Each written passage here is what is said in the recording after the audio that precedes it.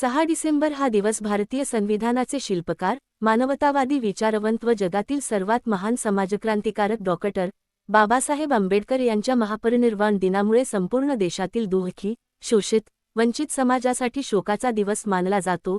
या दिवशी तमाम राजकीय पक्ष, सामाजिक संघटना आणि विविध गट आपापल्या ठिकाणी बाबासाहेबांच्या स्मृतीला मानवंदना अर्पण करण्यासाठी बॅनर, पोस्टर्स आणि होर्डिंग्ज लावत असतात.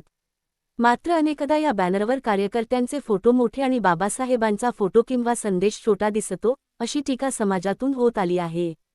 यंदा वेगळा निर्णय, वंचित बहुजन आघाडीचा आदर्श संदेश. याच पार्श्वभूमीवर यंदा वंचित बहुजन आघाडी पनवेल सुकापूर शाखेने एक अनोखा निर्णय घेतला आहे.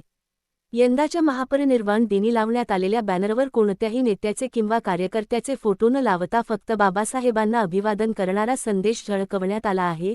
हा उपक्रम समाजात चांगली चर्चा निर्माण करणारा आणि अनुकरणीय मानला जात आहे.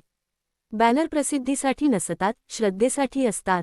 स्थानिक नागरिक आणि समाजबंधूंनी या उपक्रमाचे स्वागत केले असून अनेकांनी म्हटले आहे की ज्या महामानवामुळे आपण मनुष्य म्हणून जगतो, त्याच्या स्मृतिदिनी स्वतःचे फोटो झळकवणे ही संवेदनशीलतेची कमतरता आहे. वंचित बहुजन आघाडीने हे पाऊल उचलून खरा आदर कसा द्यावा हे दाखवून दिले.